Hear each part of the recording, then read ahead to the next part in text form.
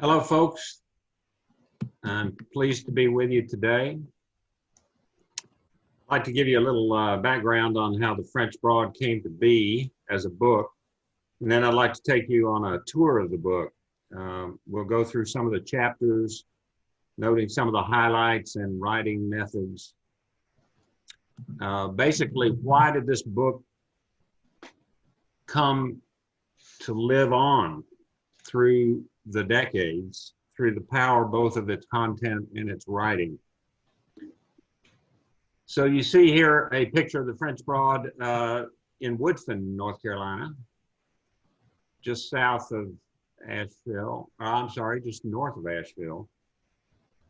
It's in one of its lazy moods or stretches before it gets into the Whitewater Rapids, moving into the Hot Springs area and the Tennessee border. In terms of the background of how Wilma Dykeman, my mom, came to write The French Broad, I need to talk a little bit about one of the most successful publishing projects of all time. It was produced by a publishing company in New York City called Reinhardt in the early to mid years of the 20th century. And the idea was that it would be a historical treatment of each river of America. It was called the Rivers of America series. And the idea was to get a good writer, sometimes a novelist, sometimes a historian, sometimes a poet, sometimes all in one, depending on the quality of the writer.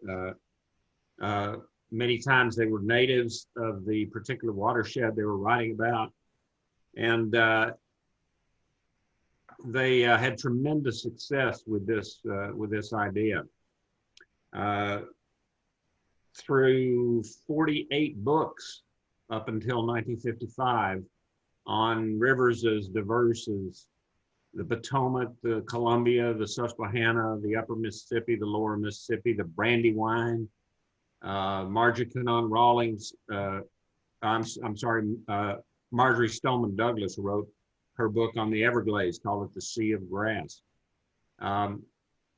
All these 48 books sold very well. They were not only good books, but they sold well. And they sold well for three reasons. One, they were of high quality, and people sometimes like to read high quality books.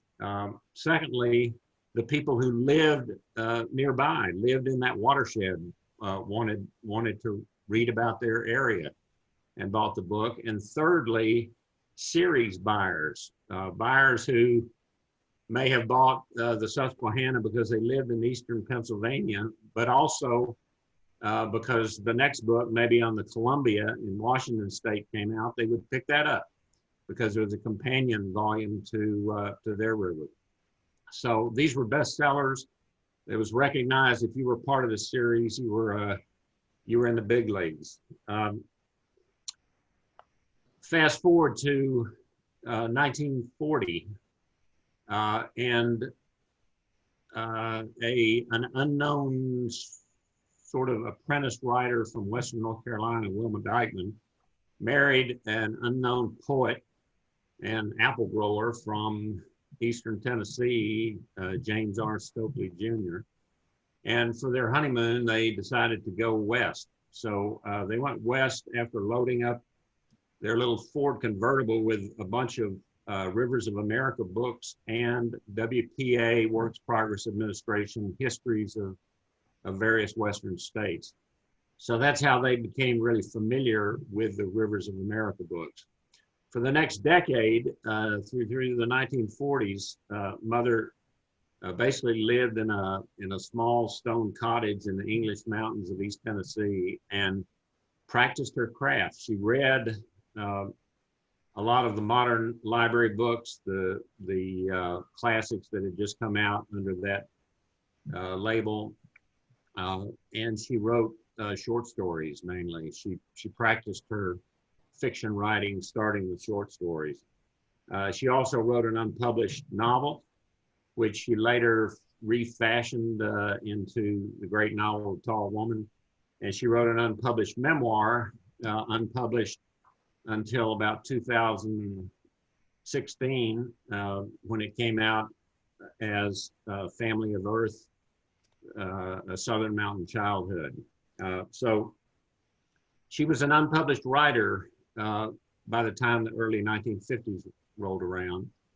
And next slide, please, Trevor. My dad had a wonderful idea. He proposed to Wilma in about 1952 or 3. They were getting tired of growing apples. They had grown and sold about 100,000 bushels of apples throughout the 1940s and early 1950s. And that is hard work. And when it got to the point where mailing or shipping a bushel of apples cost more than growing the apples, plus you couldn't control the quality of what the consumer would find when he or she opened the box, they decided to maybe move full-time into the writing profession. And my dad said, well, Wilma, you grew up in Western North Carolina, just north of Asheville. I grew up in East Tennessee on the lower end of the French Broad. Let's just research a book on the history and culture of the watershed. So they did it. They jumped in that convertible and rode up and down all the roads they could find in the watershed, talked to people, and by the time the book was published in 1955, Wilma had used a combination of primary research, documentary research, oral history, biography, nature writing, and polemic to make the region come alive. Next slide, please. For those of you who need a refresher on what the French Broad looks like on the map, you see here East Tennessee and the black line showing the state line with Western North Carolina.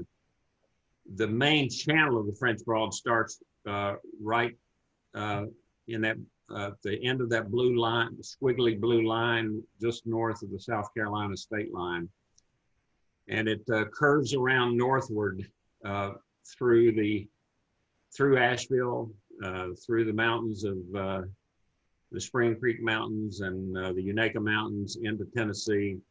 And as the line grows broader, you see there's some TVA dams that have increased the volume of water in that main channel.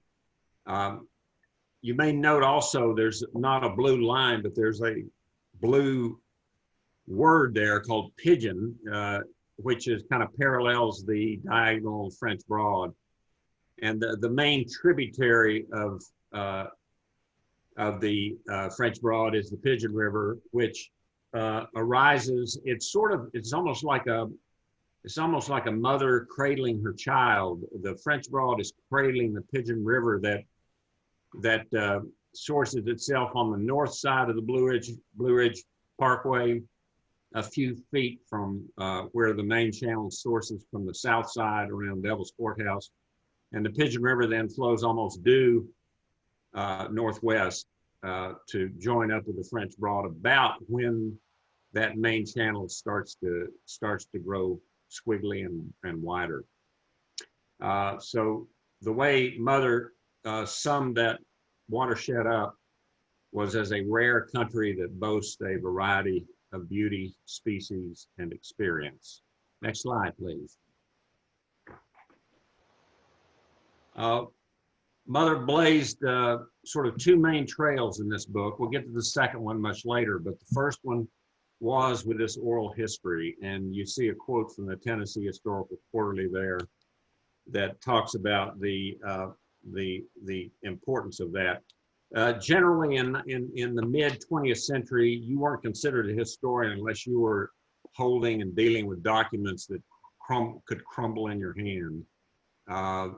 Oral history just was not that important in the academic historian's mind. But Wilma privileged that. She was one of the first to privilege that. And of course, now oral history is seen as very important. Mother saw it as a way to put flesh and blood on the bones of that academic history. So she covered both. Let me just give you a flavor of the kind of oral history that she included in this book. She talks about a woman named Granny Sarah McNabb on the opposite side of the French Broad watershed, where bold Allen's Creek rushes down out of the balsams. Anyone you talk with up or down that creek, and many adjoining ones, can tell you who Granny Sarah McNabb is and where she lives.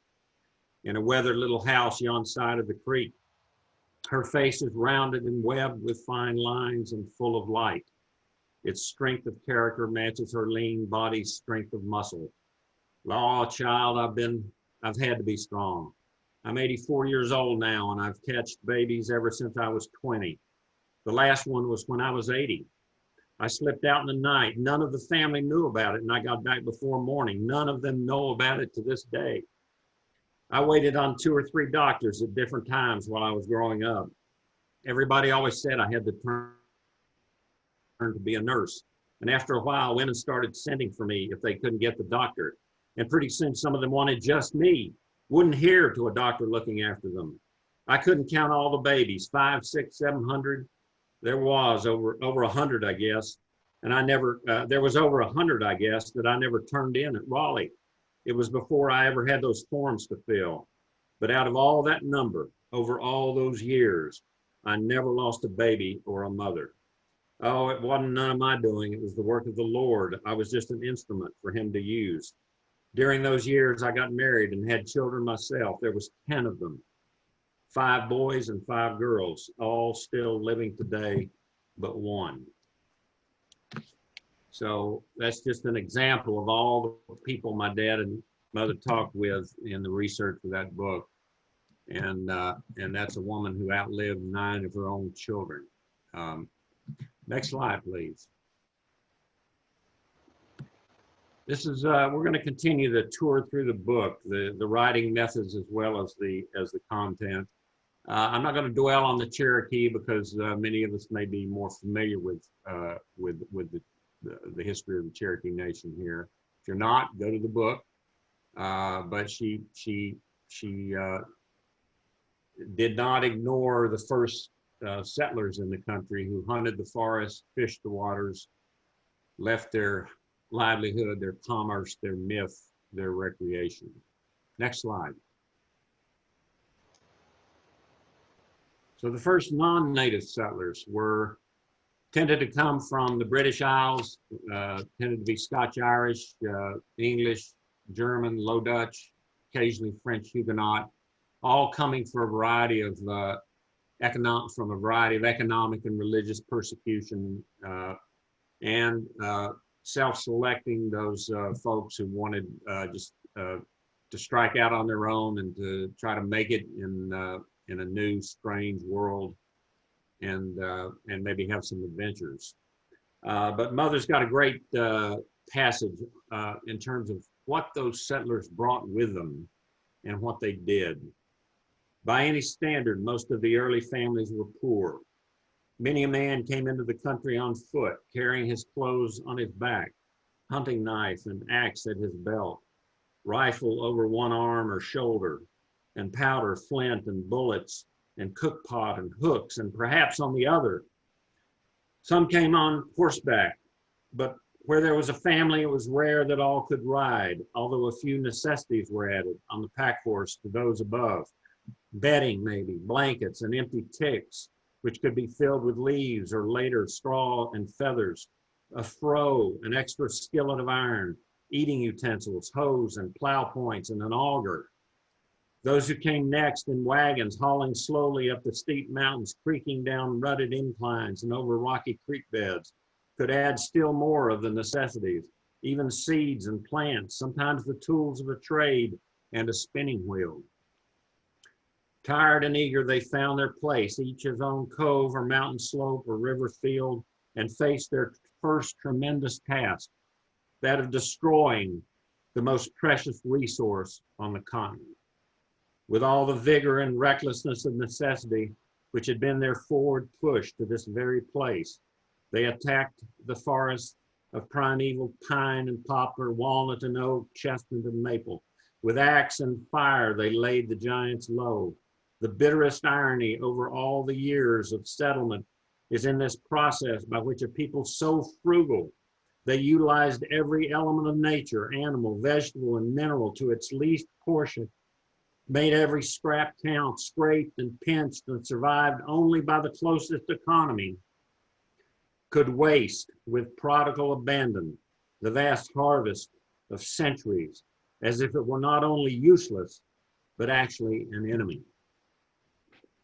So she serves notice pretty early on, this is page 50, that this is not your usual book. Next slide.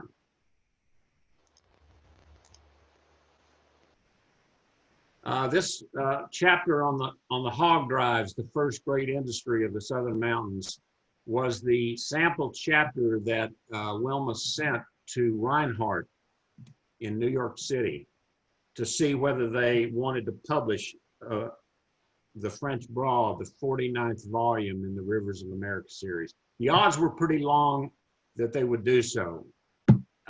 They had had a good run.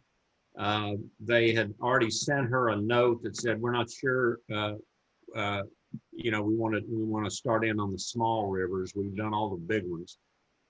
And Mother, you know, they had a flurry of letters back and forth, and finally, a woman who was serving as a secretary at Reinhardt told them a little about the French Broad because she had visited the Thomas Wolfe birthplace. So they got a little bit more interested. But when they got this chapter on the hog drives, they said, "That's it. We're going to publish this book." So it's kind of interesting that Wilma chose that chapter to write about. We can go in depth into the types of writing she used in this chapter: narrative, simple narrative, description to explain, as you see in many histories. Wilma excelled also in description to inspire, to really bring aromas and feelings and sights alive, and then finally writing for argument and advocacy. We may not have time to get into all that. If we do, one of you maybe through chat or raising your hand or something may want to call us back to this chapter, in which case I will be glad to do so. But I just don't want to get into time trouble, so we're going to move on. Next slide, please. The Civil War. This was a brother against brother, sister against sister region. It was constantly, bitterly contested. It was full of skirmishes and battles that were sort of minor in the scale of the war, but they were furious skirmishes, furious battles, furious covert stabbings and stealings. The Civil War was really destructive to Western North Carolina and East Tennessee, and it took the region 50 to 75 years to emerge, you know, behind the eight ball. But just like the Cherokee chapter, we're not gonna spend a lot of time on this. This is not a Civil War day, but I commend a couple of chapters that Mother has in there on the Civil War to you. She actually, on the strength of the French Broad, won a Guggenheim Fellowship to ostensibly write a book on the Civil War in the Southern Mountains, which never quite happened because she really morphed that book into a novel set in Civil War times, The Tall Woman. Next slide, please. The Railroad and the Boone Times. Mother has a chapter called, just one second, The Green Path and the Iron Track. And in that she celebrates the railroad that came to the French Broad country the hard way, through a wilderness of conflicts, frogs, ruinous bankruptcies, blasted careers, and tragic deaths. Throughout this book, Mother wanted to write history that was real, you know, and not sugarcoat much. And I mentioned the trailblazing quality of the book of the French Broad. This is just one of the aspects where she plows new ground. She was one of the first to really try to bring into prominence the fact that there were incarcerated laborers pressed into service to build probably the most stunning ascent of a railroad to that time, from Old Fort up the Old Fort Mountain to the Swannanoa Gap. And I'll just read a chapter she has on the poor convict laborers, some of whom didn't break the law at all, some of whom broke it in minor ways, and what happened to them. It is the human story that is the tragic and half-told portion of this railroad's building. During heaviest construction, there were 1,455 men and 403 boys laboring to clear the path up the steep mountain, and over 1,000 mules, horses, and oxen. The backlog of workers was the convict force, nearly all Negro. They had been transported for the most part from the eastern area of the state. Accustomed to a warmer climate, the chill of the mountains, the dampness of the mud and tunnels, and the discouragement of constant slides soon left them vulnerable to the ravages of flu and pneumonia. The standard food was navy beans and cornbread. For Sunday breakfast, there was the luxury of biscuits. Sometimes there was fat pork and a vegetable, cabbage, potatoes, black-eyed peas. Blackstrap molasses was a treat. Since 6 1/4 cents a day was the average allowance to feed a convict, there was little room for the bare necessities and no inclination for the niceties. In an alien climate with such a diet, pneumonia was the scourge of the camp. One North Carolina resident remembered where there were 400 unmarked graves huddled near the last tunnel on the route, filled by victims of pneumonia. How many solitary graves were scattered elsewhere along the railroad track? No one has revealed or estimated. I'd like to just put in a plug for an initiative that's currently going on, led by lawyer Steve Little, the mayor of Marion, and Dr. Dan Pierce, professor of history at UNCA. They have a project called Railroad Incarcerated Laborers. And the objective is to raise funds to place a memorial to those incarcerated laborers at Andrews Geyser at the bottom of the mountain in McDowell County, just outside of Old Fort. So if you hear of this project, which you will, we're sort of more toward the beginning than the end.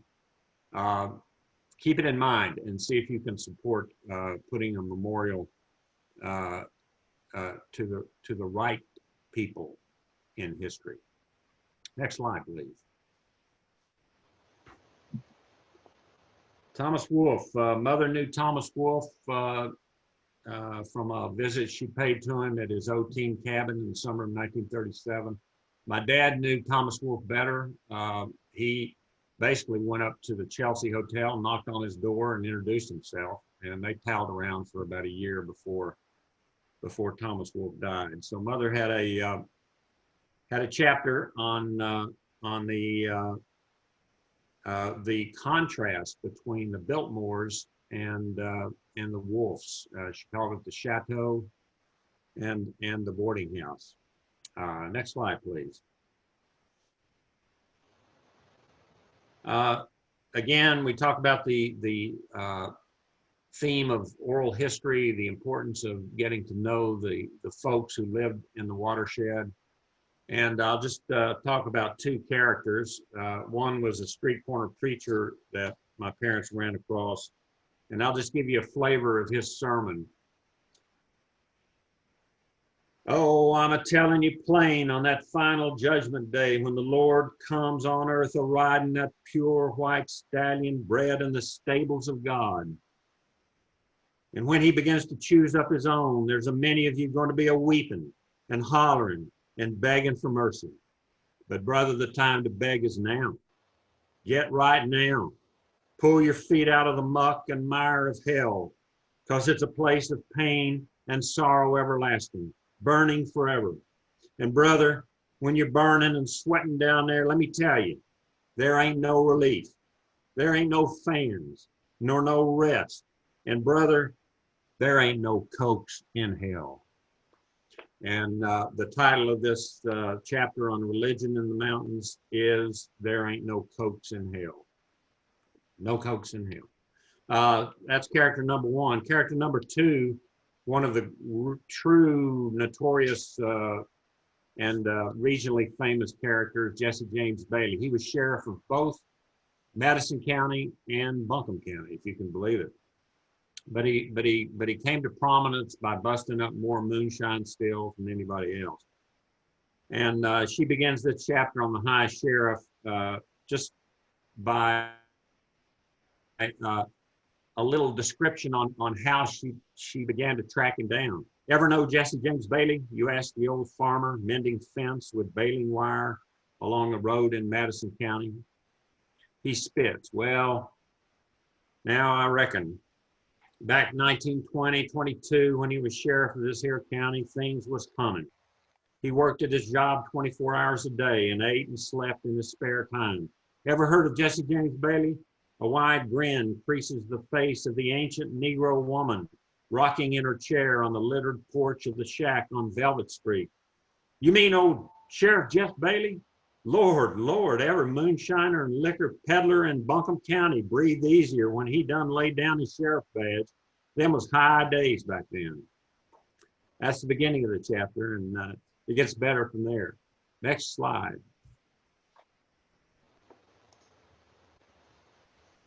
So I mentioned that of the two great trailblazers, oral history and trailblaze number two, I would get to that later in the presentation, and here we are. Water pollution. The publisher, Reinhardt, did not want to include a chapter on the pollution of the river. Why was that? This is the 49th book in the series. Surely they talked about it in 48 other rivers. No. The idea was they wanted a poetical, historical treatment of these rivers, not necessarily the total truth. They wanted you to read these rivers and have images in your mind of the pristine Hudson before the Dutch saw it. You know, the great Mississippi. You know, as the French stumbled on it. You know, as if there were no dioxins in the Hudson and no erosion and silt and all the waste of the Midwest in the lower Mississippi. Mother could not take that, and my dad. They saw the great pollution in both the main channel of the French Broad and its major tributary, the Pigeon. They saw the Pigeon pristine when it got to Canton, North Carolina, and after it went through the Champion paper and fiber plant, totally black with meringue topping that smelled to high heaven. So when the publisher said we don't want a chapter on pollution, Mother just couldn't take it. And she included a chapter in the book. They threatened not to publish the book, but she stood her ground. Next slide, and she said that she would make a mystery out of it. And so she titled that chapter. Next, Who Killed the French Broad? Not a French murder mystery, but a groundbreaking chapter that may be the America's first full-fledged post-progressive cost-benefit analysis of water pollution. The progressives, as you may remember, Teddy Roosevelt would be kind of the poster child. Everybody remembers, you know, his picture on El Capitan with John Muir. So you say, well, the progressives are conservation.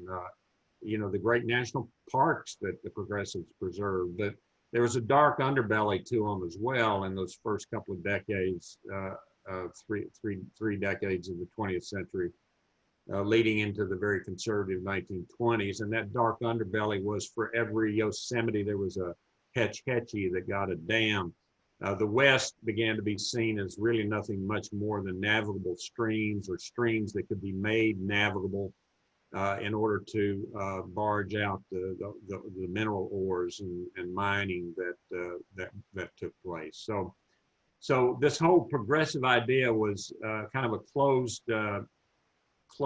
universe. It was a win-lose universe.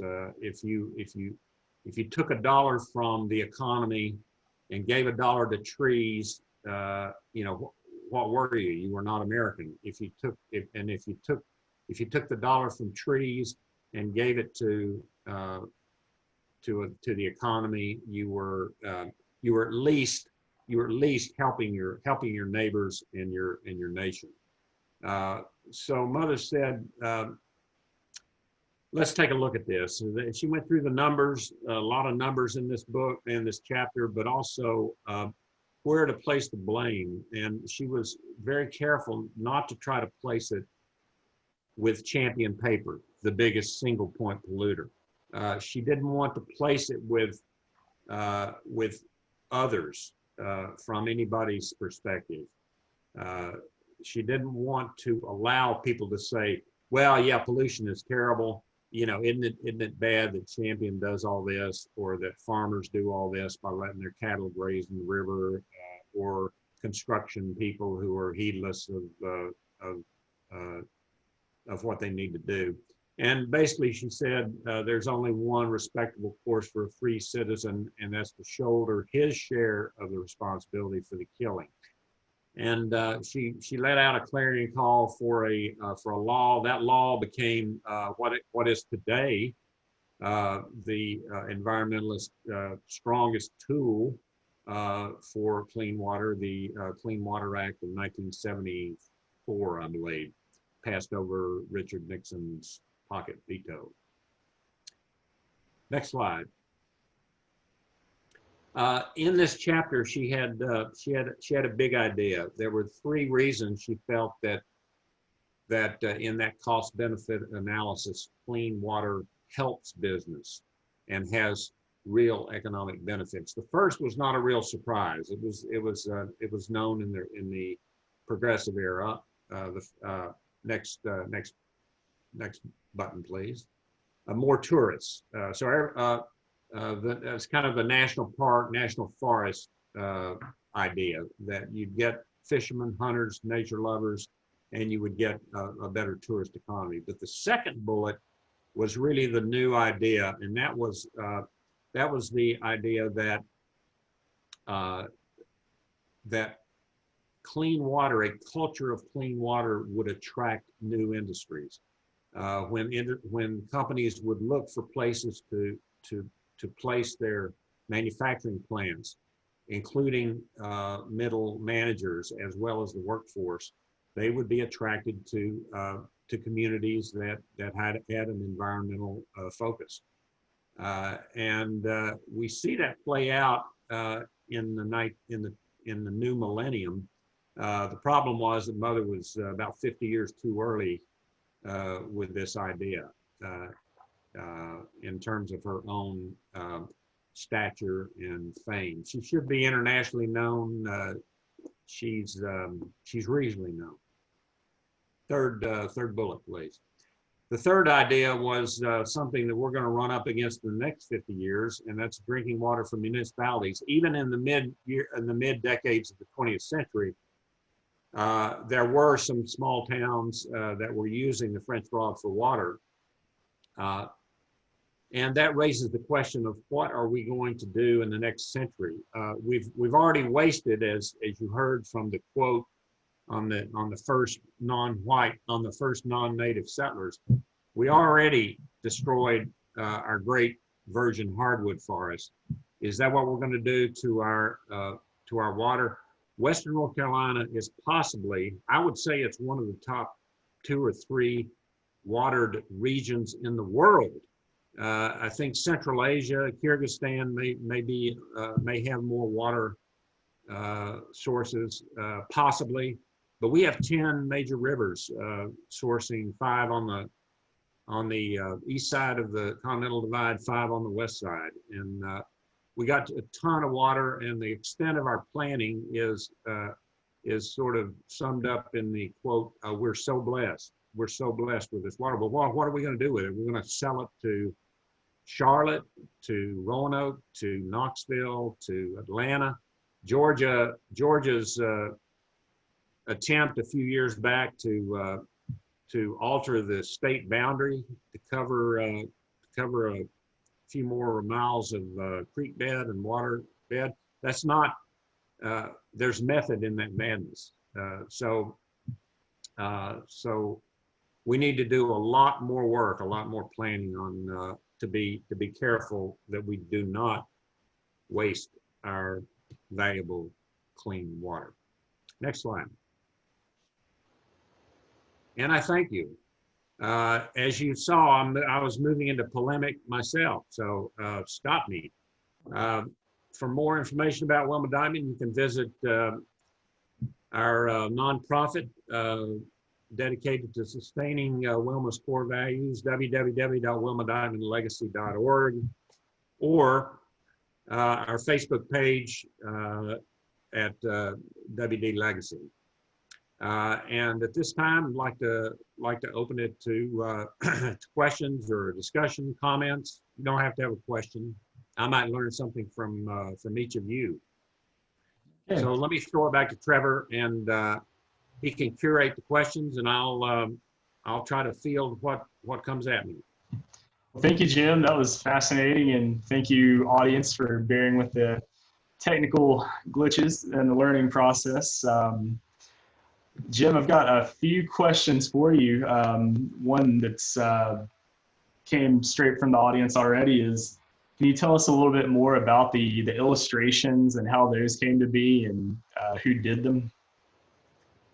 Yeah, this was one of the benefits of signing on to a cash-rich publisher, fat from 48 best-selling volumes in the Rivers of America series. They could afford to go out and sign up not just any illustrator, but a very good illustrator. This guy's name was Douglas Gorsline. He turned out to be the son-in-law of Max Perkins, Thomas Wolfe's editor, coincidentally. And Doug Gorsline, because he was the son-in-law of Max Perkins, turned out to be able to paint a portrait of Thomas Wolfe. And that portrait is at Harvard University. But my dad said, I want a portrait like that. So because he knew Douglas Gorsline, who had done the illustrations for the French Broad, he paid Gorsline some money to copy his first portrait of Thomas Wolfe.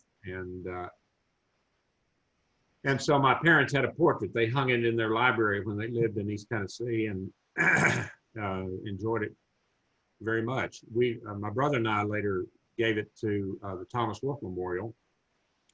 We sold it to the Thomas Wolfe Memorial for what I think is a pretty modest fee, and that's now in the museum in Asheville. Mabel Wolfe, Tom's brother, saw my dad's portrait and said, I want one. So the third portrait that Douglas Gorsline painted is hanging in the North Carolina room at Pack Memorial Library. So that's kind of a digression, but Gorsline was sort of in the early part of his career. He was a good illustrator, and he did all these illustrations, including the cover, the dust jacket for the early editions of the hardback French Broad. Okay. So I wanted to ask, and this goes along with something that an audience member just asked, but next month we're talking about Horace Keppert. We're going over the biography of Keppert, and he was famous for living here in Western North Carolina. Among the residents that he's writing about, and even after the book is our Southern Highlanders is published, they're reading what he's written about them, and he's still living there. So along that line, how did Wilma handle the challenge of writing about people she knew, the residents of the area she knew, and how did they react to her portrayal of them in the place that they both shared? Well, a lot of the folks they interviewed never bought the book. Never read the book. Some were illiterate, some just had other interests. Sheriff Bailey, for example, he loved it. It burnished, it gilded the lily for him. So So the characters, the folks who had some ambition and fame, desire themselves, they loved it. I don't think there was a lot of blowback. Of course, our Southern Highlanders had blowback all over the spectrum. Some people loved it, some people hated it. My mother's father loved it. He was one of the ones who loved it, and it helped intrigue him enough to come back to the Beaver Dam Valley and meet my grandmother. So I'm glad that Kephart wrote his book. Yeah. Or I wouldn't be here. But Mother knew the kind of the Kephart in some of that book laid it on pretty thick with Quill Rose and the moon shining, etc. And she knew that she was treading a fine line. She sort of had to have some of it, or Reinhardt would say, "What is this? What's going on?" And so she put a little bit of it in, kind of in an indirect sense, as Sheriff Bailey was talking about breaking up moonshine stills, because it is part of the history of the region, but it's certainly not all of it. The folks from other regions would think it's 80% when it's really 5 to 10%. So she knew that. She tried to avert that stereotyping, and I think that's one of the reasons why it's so popular in East Tennessee and Western North Carolina as well. Yeah.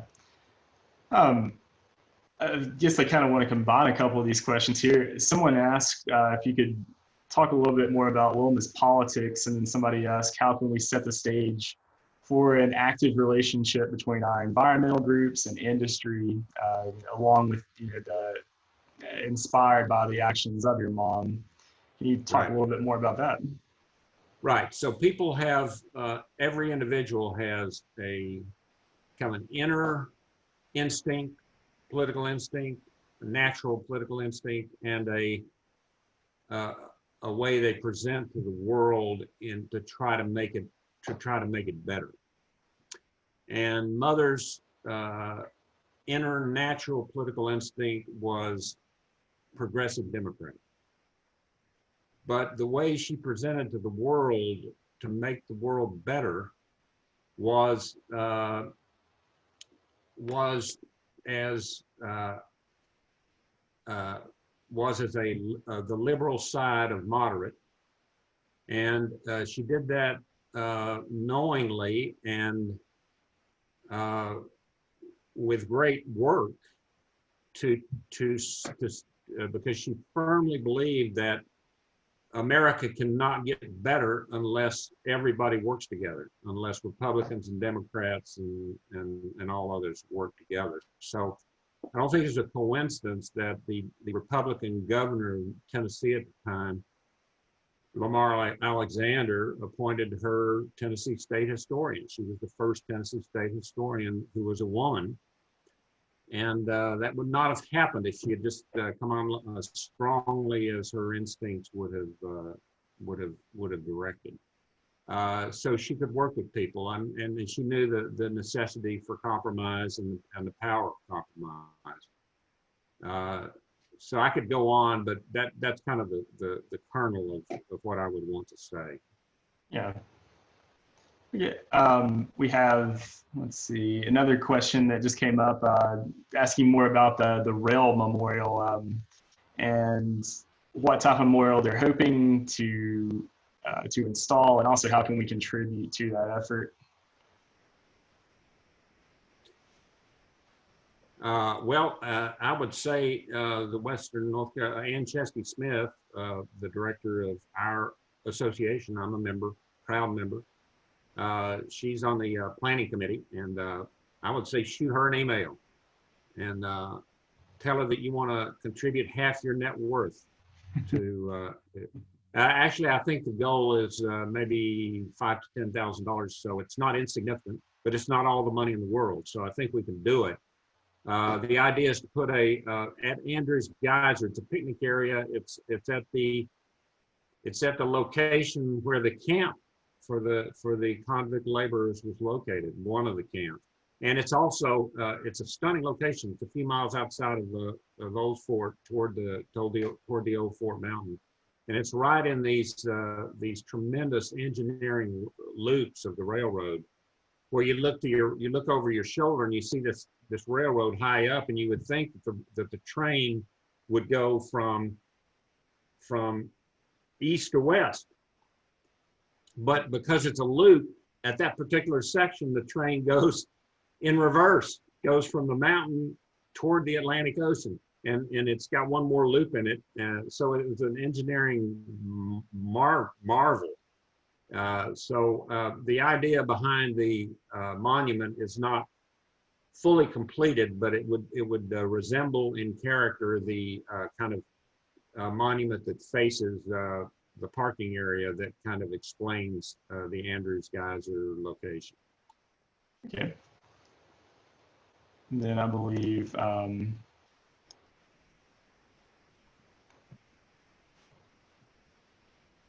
let's see, I'm trying to unmute Ann here, but our director, Ann Smith, would like to. Can you all hear me? Yes, we can. Okay, great. Hi, everyone. I'm Ann. I was going to stay quiet, but I will just say a few things. Winch is the fiscal agent for the Rail Memorial. So any donations that you wanted to make towards that memorial, you can make check out to Wincha and send it to us here at 283 Victoria Road, 28801. You can find that information on our website. Just make sure to put a note in there, or put in the for line that it's for the Rail Memorial Project, and it'll get to the right place. Thanks. Thank you. Thank you, Ann. Thank you. Let's see, we have a few more questions coming in actually about the railroad. Someone wants to know how does, if you know anything about the John L. novel, The Road, if your mom's description matches up with that. And I'm not familiar with the novel myself, but I wondered if you could speak on that. It matches up pretty well. John Ely spoke at Mother lived from 1920 to 2006. And we held a memorial service for in the summer of 2007 at the Diane Wortham Theater. It was a full theater, and John Ely was one of the speakers at that memorial service. And in his talk, he said, "She gave me the idea for the road." He read The French Broad and decided he would write a novel about the building of that road. So he followed what she had to say pretty well. He also did a lot further research, and it's a good novel. Mother and Dykeman and Ely were really good friends. Okay. If anybody else has any questions, feel free to chime in right fast. I want to, Jim, I want to thank you again for participating in this, and I want to just say a few words. Let's see, we have a question coming in. I want to say a few words right fast also about some of our upcoming programs. So let me take this moment to. Well, while you're looking, let me just put in a plug for the Wilma Dykeman Legacy. Yes. Everything we do, we don't. We pride ourselves by doing a lot on a very little. We have no paid employees. We've got a great board of directors. A couple I see are on this are at this event. We own no real estate, so all the monies that we get go straight into honoraria for speakers in our events, as well as promotion targeted to those events. So I asked for half of your net worth for the rail project. The other half, of course, would go to the Wilma Dykeman Legacy. And I really appreciate that. Okay. We had one last question that came in about your mother. Did she keep her own family name, or was that just for a pen name? No, that was her family name. Her father was, of course, Dykeman is not a classic Southern Mountain name, and Wilma was half half early white settler of the mountains through her mother's side, the Coles and the Ballards and the Bradleys and the Honeycutts, and half through her father, Wilma Dykeman, from upstate New York, not far upstate New York, about 50 miles north of Times Square in Putnam County, around Carmel and Brewster. So, so she combined, as many of us, as many Ashevilleans and Buncombe Countyans do today, a kind of that native and transplant character. She kept her maiden name at the time when she wanted to be known as Wilma Dykeman, the author of The French Broad, rather than Wilma Dykeman Stokely. I think the main I'd say about 75% of her motivation was to keep the Dykeman name alive. About 25% was, by golly, a woman wrote this thing, and that's my name. So there you go. Thank you for that interesting explanation of that. I recognize so many of those names, also the local mountain names, and I was also curious about the Dykeman name. If anybody has any other questions, I'll let you send those in here at the last few moments. But I want to take a second also and let you know about some of the upcoming events we have, of course, relating to the French Broad. We have an upcoming event this weekend, the Paddle on the French Broad.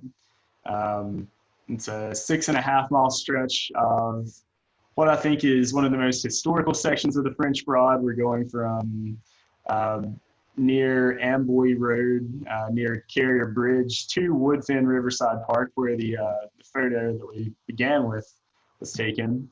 And we'll talk about the growth, the natural history, the industry, the pollution, the cleanup, and of course the Great Flood of 1916 as well. We'll also talk about how the river has, this is a crossroads of the river, and how the river itself is once again at a crossroads, similar to what Wilma Dykeman was advocating for in her 55 work. And then be sure also to check out October 8th, we have another Lit Cafe coming up. We talked about Back of Beyond, a biography of Horace Keppert, which was the most recent winner of the Thomas Wolfe Memorial Literary Award. And again, feel free to check out upcoming events at wnchistory.org/events. Okay. Well, Jim, thank you very much for being here, and thank you all very much for participating. If you want to watch again, or if you missed something, we'll have this recorded and have it disseminated in the next few days. So thank you all. Thank you. Thank you.